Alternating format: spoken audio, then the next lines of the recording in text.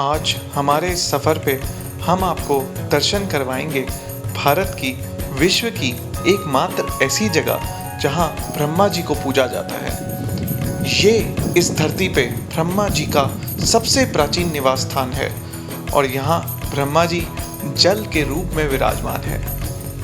तो चलिए श्री गणेश करते हैं अपनी इस यात्रा का। ओम ब्रह्मणे नमः।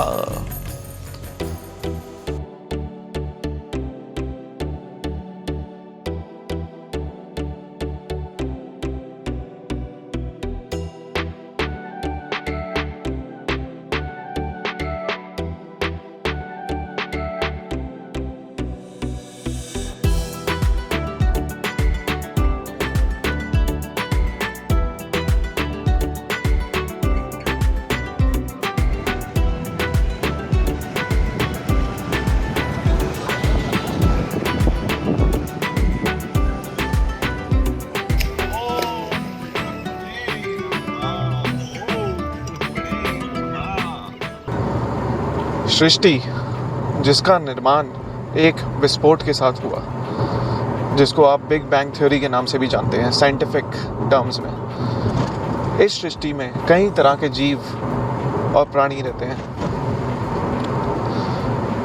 ये ब्रह्मांड कई बार बना और बिगड़ा, पर जो नहीं बदला वो है इस सृष्टि का निर्माता, और वो है परम पिता श्री ब्रह्मा जी। हिंदू सनातन धर्म के अनुसार ब्रह्मा, विष्णु, महेश सबसे ज़्यादा पूजनीय है। जहाँ एक तरफ विष्णु जी और शंकर जी के सैकड़ों मंदिर हैं, पर ब्रह्मा जी का पूरे विश्व में सिर्फ एकमात्र मंदिर है और वो है पुष्कर में। इसका राज क्या है, इसके पीछे की कथा क्या है, उस पे से आज पर्दा उठाएंगे और आपको देंगे पूरा ज्ञान। तो चलिए अपनी ये यात्रा शुरू करते हैं और चलते हैं पुष्कर की तरफ और आपको बताते हैं इसके पीछे का राज और कराते हैं परम पिता ब्रह्मा जी के दर्शन। कहा जाता है पुष्कर तीर्थ जो है वो सब तीर्थों का गुरु है। जैसे कि प्रयागराज सब तीर्थों के राजा हैं, वैसे ही पुष्कर तीर्थ सब तीर्थों का गुरु है। तो चलिए अपनी यात्रा को आरंभ करते हैं और मिलते हैं आपसे पुष्कर में। ओम ब्रह्मणाय नमः। अब मैं आपको बताना चाहता हूँ कि मैं ऐसा व्लॉगर नहीं हूँ कि आपको ये बताऊँ कि पुष्कर में आके अच्छा होटल कहाँ लो, सस्ता होटल कहाँ लो, महंगा होटल कहाँ लो, ये सब नहीं बताऊँगा मैं आपको। मैं आपको ये बताऊँगा कि आप पुष्कर क्यों आओ, पुष्कर में आने का मतलब क्या है, पुष्कर के तीर्थ का क्या मतलब है। ये जो जल आप देख रहे हैं, ये जो सरोवर है, ये ब्रह्मा जी का सरोवर है, इसको ब्रह्म सरोवर कहते हैं। इसका क्या महत्व है, मेरा उद्देश्य आपको ये बताना है, ना कि होटलों की जानकारी देना। वो आप खुद ढूंढिए। नहीं तो आप आओगे, मंदिर में जाओगे, भगवान के आगे खड़े रहोगे और 2-3 सेल्फियाँ लोगे और चले जाओगे। उसका क्या मतलब हुआ? ये सब व्यर्थ है। जब तक आपको मतलब ना पता हो, आपको कथा ना पता हो, आपको लीला ना पता हो यहाँ पे क्या हुई थी, तो यहाँ पे आना व्यर्थ है आपका। तो ये सब जानना बहुत ज़रूरी है और ये हम जानने के लिए चलते हैं आगे।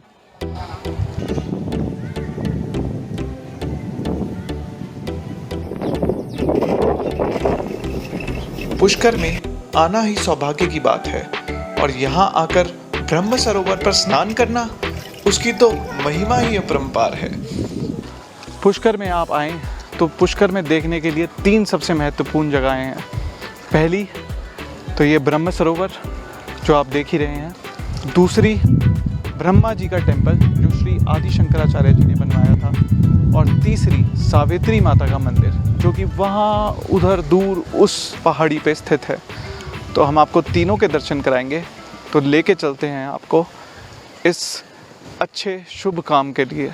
तो सर, जिसके लिए आप पुष्कर तीर्थ में हैं, पुष्कर नाम किसी गांव या मंदिर का नाम नहीं है, पुष्कर नाम इस सरोवर का है। उसी का 2 मिनट का आपको महत्व बताऊंगा। जिसके लिए आप पुष्कर तीर्थ में हैं, ब्रह्मा जी का वास्तविक रूप इस सरोवर के जल में मानता है। आपने घर में सभी देवी देवता का मूर्ति देखा, ब्रह्मा जी को जोड़ के। ब्रह्मा जी का मूर्ति पूजा ना होकर इस जल में ब्रह्मा जी का पूजा होता है। मुख्य 3 देव माने गए हैं, ब्रह्मा, विष्णु, महेश। शिव जी का तीर्थ स्थान काशी बनारस, भगवान विष्णु का तीर्थ गया बिहार में है। ब्रह्मा जी का सतयुग से पहले कोई तीर्थ स्थान नहीं होता है, तो ब्रह्मा जी की इच्छा होती है कि मैं तीर्थ बनाऊं जहाँ ताकि मनुष्य मेरी पूजा अर्चना करेगा। तो अपना तीर्थ बनाने के लिए ब्रह्मा जी एक कमल का पुष्प लेते हैं और ये संकल्प करते हैं कि जहाँ कहीं भी कमल का पुष्प गिरेगा मेरा तीर्थ स्थान बनेगा। कमल का पुष्प ब्रह्मांड का परिक्रमा लगाते हुए कमल का पुष्प यहाँ पर क्या गिरता है, गिरने से 7 पताल तोड़ के नीचे से जल निकलता है। ये जल का उत्पत्ति होता है, इस जल का नाम पड़ता है पुष्कर। ब्रह्मा जी ने इस सरोवर का नाम पुष्कर कैसे रखा कि पुष्प मतलब होता है कमल का फूल, कर मतलब होता है ब्रह्मा जी का हाथ। अपने हाथों से कमल का पुष्प गिराने से 7 पताल तोड़ के जल का उत्पत्ति हुआ, सरोवर का नाम पड़ा पुष्प प्लस कर पुष्कर। ब्रह्मा जी की इच्छा होती है कि यहाँ पे बैठ के जोड़े से यज्ञ करूँ, हवन यज्ञ करूँ। तो पूजा करने के लिए, हवन यज्ञ करने के लिए ब्रह्मा जी को आवश्यकता होता है मूर्त और पत्नी की। तो मूर्त निकालने के लिए ब्रह्मा जी ये बैठ के तपस्या करते हैं 60,000 साल तक।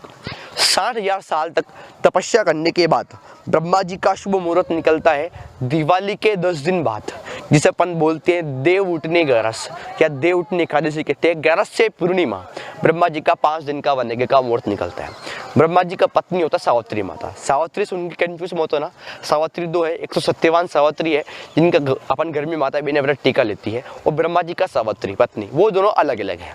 ब्रह्मा जी का पत्नी सावित्री माता पहाड़ी पर तपस्या कर रही होती है। ब्रह्मा जी अपने बड़े बेटे नारद मुनि होते हैं, उनको बोलते हैं कि जाओ अपनी माता सावित्री माता को बुला के लाओ जो कि पहाड़ी पर तपस्या कर रही है, उनको बुला के लाओ ताकि उनके साथ मैं हवन यज्ञ में आहुति दूँ, हवन यज्ञ पूरा करूँ। तो नारद जी जाते हैं, रास्ते में जाते हुए नारद जी सोचते हैं कि मैं बने हुए काम बिगड़ाता हूँ, बिगड़े हुए काम बनाता हूँ, इसलिए मुझे नारद कहते हैं। अगर अपने माता पिता में लड़ाई झगड़ा हंसी मजाक नहीं कराऊंगा तो मुझे नारद कौन कहे। तो ऐसा क्या करूँ कि हवन कि माता सावित्री को हवन यज्ञ मानने से देरी हो जाए। तो माता सावित्री को पहाड़ी पर जाके गलत मुहूर्त बताते हैं, 5 दिन की वजह 7 दिन का, और कहते हैं हवन यज्ञ में अभी देर है, आप अपनी पूरी इमेज के साथ आना।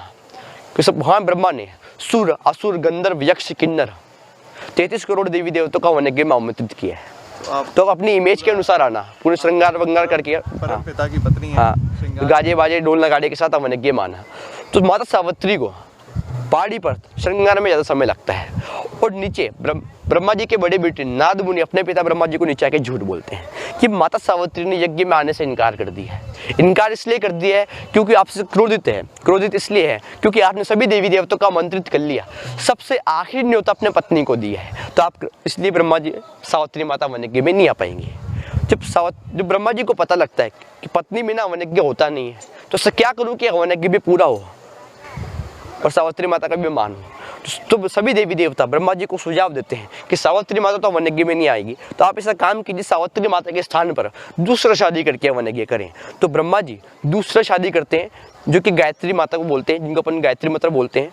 गायत्री माता एक गुर्जर जाति की कन्या होती है, उनको हवन यज्ञ में प्रस्तुत करते हैं ब्रह्मा जी, उनके साथ हवन यज्ञ करते हैं जो कि सरोवर पे इस जगह पे बैठ के पूरा होता है। ये जगह ब्रह्मा जी का 11 से पूर्णिमा जगह बैठ के हवन यज्ञ पूरा होता है। जब सावित्री माता पहाड़ से नीचे आके देखती कि मेरे पति ब्रह्मा जी के बगल में दूसरा कन्या बेटी स्त्री बेटी है, इसका मतलब मेरे पति ब्रह्मा जी ने मेरे होते हुए दूसरा स्त्री बिठाया, सावित्री के स्थान पर गायत्री माता को बिठाया, तो अपने पति ब्रह्मा जी को श्राप देती है कि आपने मेरी गृहस्थी बिगाड़ी है, मेरे होते हुए दूसरा पत्नी बिठाया है। जब आज से मैं आपको श्राप देती हूँ कि आज से कोई भी गृहस्थी वाला सांसारिक लोग आपकी मूर्ति में पूजा नहीं करेगा, आप मूर्ति रूप में पूजे नहीं जाओगे। इसलिए आपने घर में सभी देवी देवता का मूर्ति देखा, शिव जी का, गणेश जी का, पार्वती माता का, दुर्गा माता का, ब्रह्मा जी का मूर्ति अपने घर में नहीं रखता है। ब्रह्मा जी को समझ में आता है इसमें किसी न किसी का तो गड़बड़ है।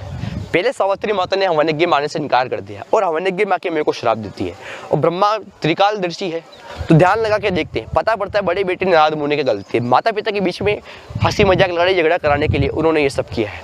तो ये सारी बात जाके सावित्री माता को बताते हैं, उनसे क्षमा मांगते हैं, इसमें मेरा कोई दोष नहीं, मैंने हवन यज्ञ पूरा करने के लिए दूसरा शादी किया। अगर हवन यज्ञ पूरा नहीं होता इस तीर्थ को कोई मतलब नहीं रहता, अगर ये तीर्थ नहीं बनता तो मैं मनुष्य, वनस्पति, जीव जंतु इन सब का उत्पत्ति नहीं कर पाता, किसी का भी कल्याण नहीं हो पाता। इसलिए मैंने दूसरा शादी किया है, आप कृपा करके ब्रह्मा जी को क्षमा करें। जो सभी देवी देवता सावित्री माता को मनाते हैं, जब सावित्री माता का गुस्सा ठंडा होता है तो अपने पति से क्षमा मांगती है कि मैंने जो आपको श्राप दिया इसमें आपको कोई दोष नहीं था, जो श्राप दे दिया एक बार, वाक्य जो निकल गया, लेकिन आपकी पूजा अर्चना हो, गृहस्थी वाला किसी न किसी रूप में आपकी पूजन अर्चना करे, मान सम्मान करे, इसलिए आपको 2 वरदान देती हूँ। पहला वरदान दिया धर्मस्य धर्म रूपेण ब्रह्म रूपेण पुष्कर।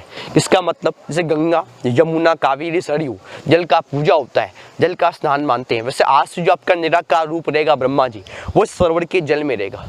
जो यात्री आएगा वो इस तीर्थ के लिए आएगा, जल के लिए आएगा, जल का सेवा पूजा करेगा, जल का प्रसाद चढ़ेगा। इसलिए ब्रह्मा जी का पूरे विश्व में एक ही जगह पूजा होता है, वो जल के रूप में होता है। मानो तो देव, ना मानो साधारण जल है। दूसरा वरदान दिया, पर्वतानाम यथा सुमेरु, जैसे पर्वतों में सुमेरु पर्वत से कोई बड़ा पर्वत नहीं है। पक्षी नाम गरुड़ो यथा, जैसे पक्षियों में गरुड़ जैसा कोई पक्षी नहीं है। तथा समस्त तीर्था नाम पुष्कर तीर्थमाश्यते, समस्त तीर्थों में पुष्कर से बड़ा कोई तीर्थ नहीं होगा। जो पुष्कर तीर्थ कहा जाएगा वो समस्त तीर्थों का गुरु कहा जाएगा। ये पुष्कर समस्त तीर्थों का गुरु है। गंगा समस्त तीर्थों की माता है हरिद्वार, प्रयाग समस्त तीर्थों के राजा है इलाहाबाद, पुष्कर समस्त तीर्थों का गुरु है। राम जी ने अपने पिता दशरथ जी का सबसे पहले पिंडदान किया गया में है।